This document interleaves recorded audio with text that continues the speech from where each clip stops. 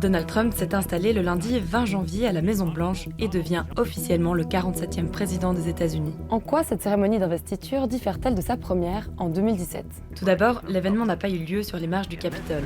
C'est une première depuis 40 ans et le dernier était Ronald Reagan le 21 janvier 1985. Les températures glaciales ont forcé la cérémonie à se tenir à l'intérieur du siège du Congrès, dans la rotonde du Capitole, la même où les partisans de Donald Trump avaient pris d'assaut le bâtiment. En parallèle, 20 000 personnes ont pu visionner la retransmission en direct dans la Capital One Arena. En 2017, rappelez-vous, le nombre de personnes présentes à l'investiture de Trump avait déclenché une vive controverse.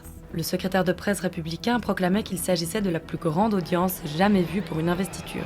Mais les médias avaient rapidement diffusé des preuves montrant qu'en 2009, Barack Obama avait rassemblé plus de 1,8 million de personnes, contre environ 250 000 pour Trump en 2017. Ces déclarations avaient contribué à accroître la méfiance du camp Trump envers les médias et l'on entendait pour la première fois parler de faits alternatifs. À chaque investiture, ses invités de marque. Le 20 janvier 2017, les invités d'honneur et soutiens de Trump étaient peu nombreux, contrairement aux précédentes investitures présidentielles. Cette année, le nouveau président a pu compter sur le soutien de nombreuses personnalités, à commencer par les représentants de la tech. Plusieurs leaders aux figures phares de l'extrême droite, comme Giorgia Meloni, ont également répondu présent. A contrario, d'autres personnalités ont volontairement renoncé à y participer, comme Michelle Obama. Le discours de 2025 a été près de 3 fois plus long que celui de 2017. Durant 45 minutes et s'est illustré par une assurance nettement renforcée. Si le discours de 2017 était sombre et populiste, ce lundi, sa prise de parole était axée sur l'état d'urgence à la frontière avec le Mexique, la reprise du contrôle du canal de Panama, ses ambitions spatiales et sur la transidentité.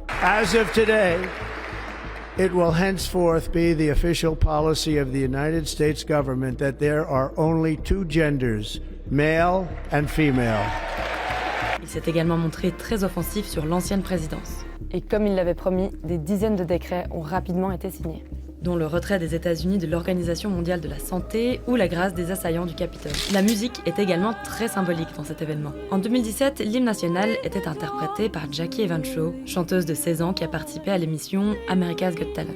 Cette année, The Star Spangled Banner a été interprété par le ténor d'opéra Christopher McHugh. La veille, Donald Trump avait décidé de mettre à l'honneur un groupe déjà présent lors de ses meetings, les Village People et le tube YMCA. Ce choix de chanson, porte-drapeau de la communauté gay dans les années 70-80, a beaucoup fait réagir, jugé incohérent avec les valeurs du personnage. Et en termes de manifestation, la première investiture de Trump avait été marquée par un immense cortège, la Women's March, qui avait rassemblé 1,5 million de personnes à Washington. Cette année, l'événement s'est répété, mais sous un autre nom, la People's March. Bref, Donald Trump est de retour à la Maison-Blanche et marque le plus improbable retour politique de l'histoire des États-Unis.